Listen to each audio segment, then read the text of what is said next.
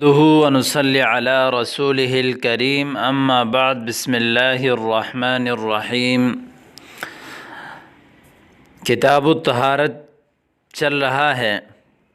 ماقبل پانی کے احکام اور ان کے اقسام اور کنویں کے پانی کے احکام بیان کرنے کے بعد یہاں سے آداب قضاء الحاجتی، قضاء حاجت کے آداب بیان فرما رہے ہیں کہ جب آپ تقاضا کرنے جائیں، واش روم جائیں، تو کس طرح سے کیا آداب ہیں، کیا طریقہ کار ہیں، کون سی چیزیں جائز ہیں، کون سے اعمال ناجائز ہیں۔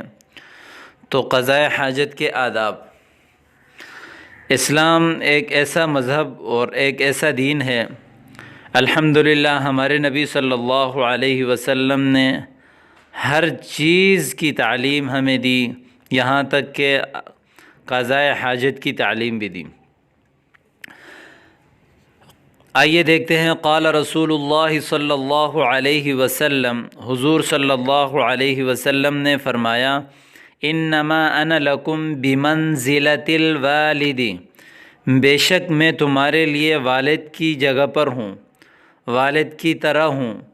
اعلمکم، میں تمہیں سکھاتا ہوں، جس طرح والد اپنے بچوں کو آداب سکھاتا ہے اور اٹھنے بیٹھنے کی تمیز اور طریقہ کار سکھاتا ہے، حضور نے فرمایا میں بھی تمہارے لیے والد کی طرح ہوں، تمہیں سکھاتا ہوں۔ آگے فرمایا فَإِذَا أَتَى أَحَدُكُمُ الْغَائِطَ، جب تم میں سے کوئی ایک غائط کہتے ہیں تقاضے کے لیے، واش روم کے لیے آئے تو فلا يستقبل القبلة ولا يستدبرها، نہ قبلہ رخ ہو کر بیٹھے اور نہ قبلے کی طرف پیٹھ کرے، استقبال قبلہ بھی نہ کرے، استدبار قبلہ بھی نہ کرے۔ استقبال کہتے ہیں بالکل قبلے کے رخ ہو کر بیٹھ جانا، استدبار کہتے ہیں بالکل قبلے کی طرف اپنی پیٹھ کرنا۔ ولا یستطب بیمینہ، اور نہ اپنے دائیں ہاتھ سے استنجا کرے۔ وکان یأمر بثلاثۃ احجار، حضور صلی اللہ علیہ وسلم حکم دیتے تھے 3 پتھروں سے استنجا کرنے کی۔ وینہی عن الروث، اور منع فرماتے تھے گوبر سے، والرمۃ، اور ہڈیوں سے۔ گوبر اور ہڈیوں سے استنجا کرنے سے اس لیے منع فرمایا کہ جنات نے آ کر شکایت کی، اور روایت میں آتا ہے کہ یہ جنات کے خوراک ہیں۔ وہ کیسے خوراک ہیں، وہ ان کا آپس کا معاملہ ہے، اللہ تعالیٰ جس طرح ان کے لیے بنانا چاہے۔ تو یہ تھی حدیث میں واضح طور پر منع فرمایا کہ نہ قبلہ رخ ہو کر بیٹھیں، نہ قبلہ کی طرف پیٹھ کریں، اور نہ دائیں ہاتھ سے استنجا کریں۔ اور 3 پتھروں سے استنجا کرنا سنت ہے، کوئی ضروری نہیں ہے۔ اصل چیز ہے پاکی حاصل کرنا، پاک کرنا۔ اگر آپ 1 پتھر سے بھی پاکی حاصل کر سکے تو ٹھیک ہے، گنجائش ہے۔ ہاں، اگر آپ 3 پتھروں سے بھی پاکی حاصل نہ کر سکے تو 3 سے بھی زائد پتھر آپ کو استعمال کرنا پڑے گا۔ آگے فرماتے ہیں الذی یرید قضاء حاجت، جو قضاء حاجت کا ارادہ کرے، من البول، چھوٹا پیشاب ہو، او الغائط، یا بڑا پیشاب ہو، ینبغی لہ ان یواظب علی الآداب الآتیۃ، اس کے لیے مناسب یہ ہے، ضروری ہے کہ آنے والے آداب کی رعایت کریں، آنے والے آداب کی پابندی کریں۔ واظب، یواظب، مواظبہ کہتے ہیں پابندی کرنے کو۔ نمبر 1 فرمایا ان یتباعد عن اعین الناس حتی لا یراہ احد، اتنا لوگوں کی آنکھوں سے اتنا دور جائے کہ یہاں تک کہ اس کو کوئی ایک بھی نہ دیکھے، یعنی لوگوں کی نظروں سے دور جائے۔ ولا یسمع صوت ما یخرج منہ، اور نہ لوگوں میں سے کوئی ایک اس سے نکلنے والی چیز کی آواز سنیں، جیسے تقاضا کرتے ہوئے بسا اوقات کسی کو دست لگی ہو، یا اسی طرح ہوا خارج ہوتے وقت آواز آتی ہے، تو فرمایا کہ اتنی دور جائیں نہ تو اس کو کوئی تقاضے کرتے ہوئے دیکھے اور نہ اس سے جو تقاضا نکل رہا ہے اس کی آواز کوئی سنے، ولا تشم رائحتہ، اور نہ اس کی بو کو کوئی سونگھ سکے۔ یہ عام طور پر مثال آپ جنگل میں ہیں، دشت ویران میں ہیں، تو آپ اتنے لوگوں سے دور چلے جائیں کہ کوئی آپ کو دیکھ بھی نہ سکے اور آپ کے تقاضے کرتے وقت اس کی آواز کو بھی کوئی نہ سنے اور نہ آپ کے تقاضے کی بو بھی کسی کو آ جائے۔ پہلا ادب یہ ہے کہ لوگوں سے دور جائیں، لوگوں کی نظروں سے چھپ جائیں۔ عام طور پر شہروں میں ان کے لیے واش روم بنائے گئے ہیں، تو اب وہاں تو کسی دور جانے کی ضرورت نہیں ہے، بس آپ واش روم چلے جائیں۔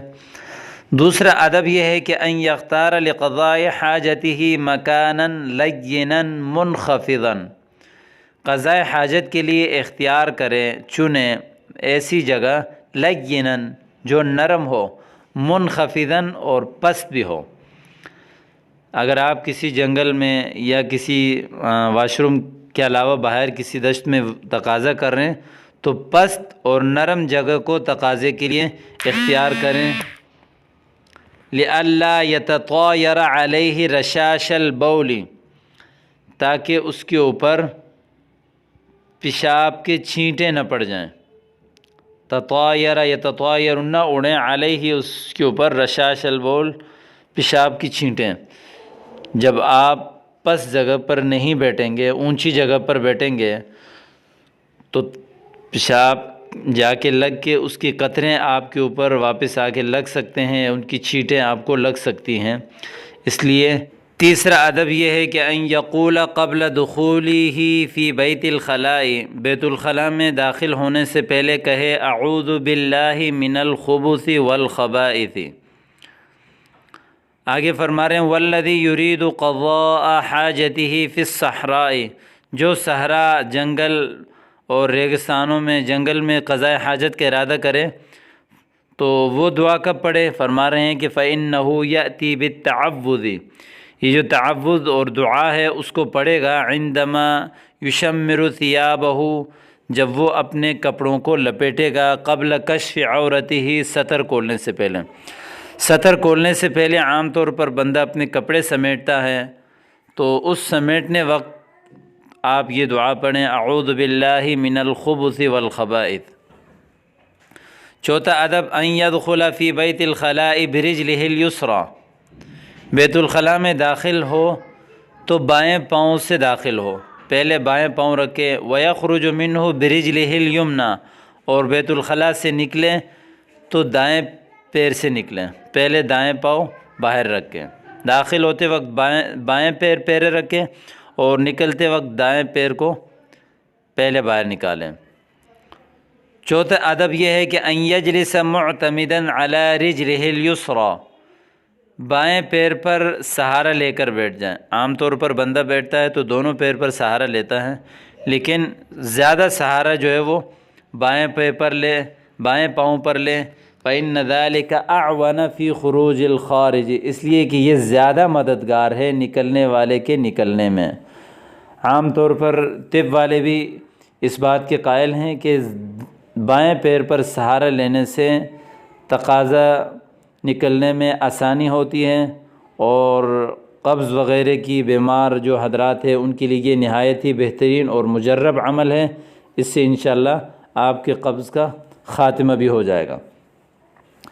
چھٹا ادب یہ ہے کہ ان یغطی رأسہ وقت قضاء حاجتہ، قضاء حاجت کے وقت اپنا سر ڈانپ لیں، ووقت الاستنجاء، اور استنجا کے وقت بھی۔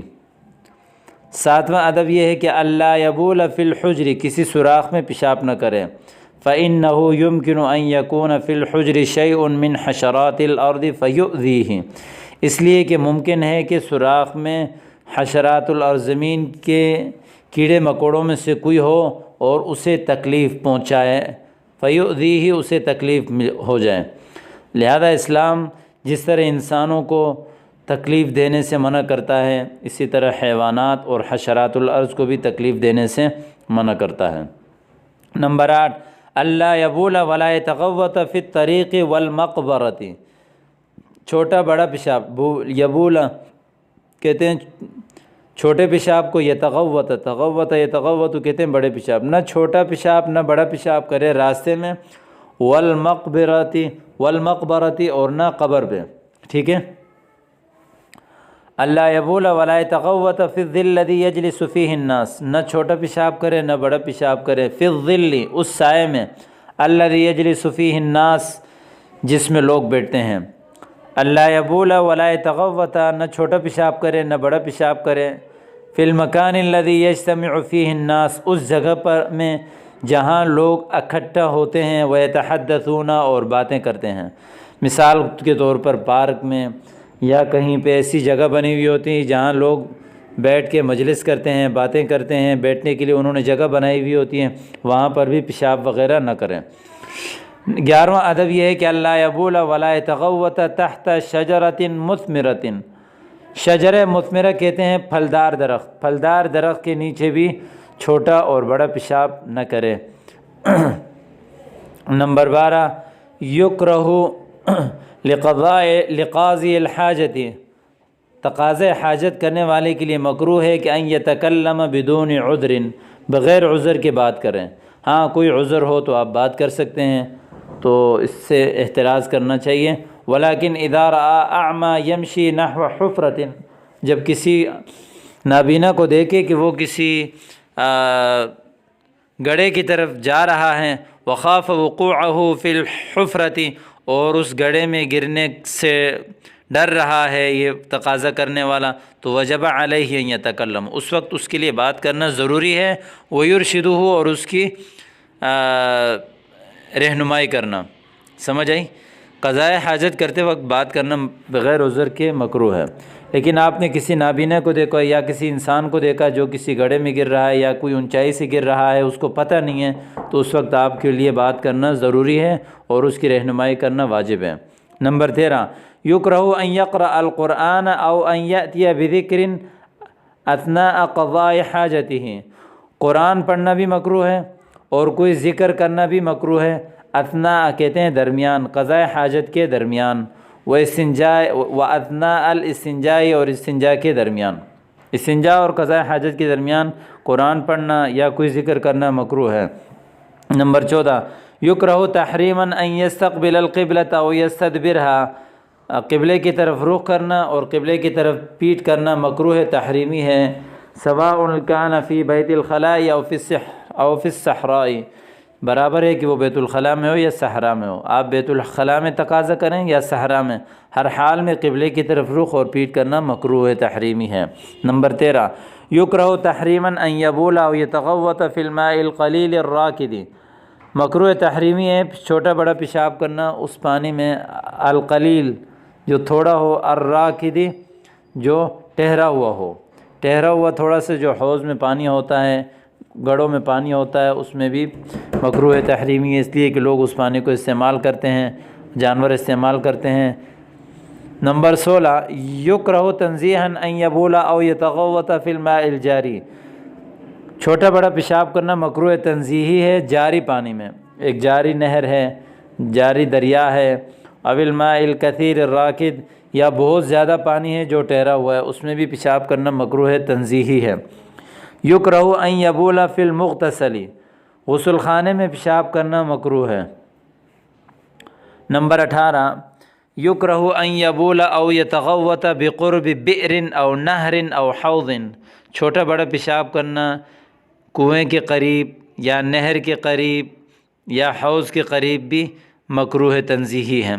یکرہ ان یکشف عورتہ للاستنجاء فی مکان غیر ساتر، مکروہ ہے کہ اپنے سطر کھولے استنجا کے لیے، فی مکان ایسی جگہ، غیر ساتر جو چھپانے والا نہ ہو، یہ غیر ساتر جو چھپانے والا نہ ہو، یعنی جہاں مطلب ایسی جگہ پر استنجا کرنا ضروری ہے جہاں بندہ کو کوئی نہ دیکھ سکے۔ تو اب یہاں کہہ رہے کہ ایسی جگہ پیشاب کرنا جہاں لوگ دیکھتے ہوں، وہ سطر پوشی نہ ہوتی ہو، تو وہاں ایسا کرنا مکروہ تحریمی ہے۔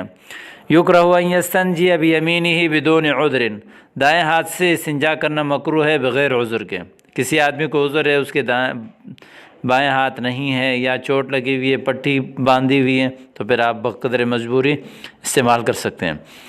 نمبر 21 یکرہ ان یبول قائما بدون عذر، کھڑے ہو کر پیشاب کرنا مکروہ ہے بغیر عذر کے، لأن رشاش البول قد يتطایر علی بدنہ او علی ثیابہ، کھڑے ہو کر پیشاب کرنا مکروہ ہے بغیر عذر کے، عذر ہو تو آپ کر سکتے ہیں، اس لیے کہ رشاش البول پیشاب کے قطرے قد یتطایر علی بدنی اڑ کر اس کے بدن پر لگیں گے، او علی ثیابہ یا اس کے کپڑے پر۔ نمبر 22 اور آخری یہ ہے کہ اذا فرغ من قضاء حاجتہ، قضاء حاجت سے جب انسان فارغ ہو جائے، خرج برجلہ الیمنی، دائیں پیر کے ساتھ نکلے، پہلے دائیں پیر باہر نکالیں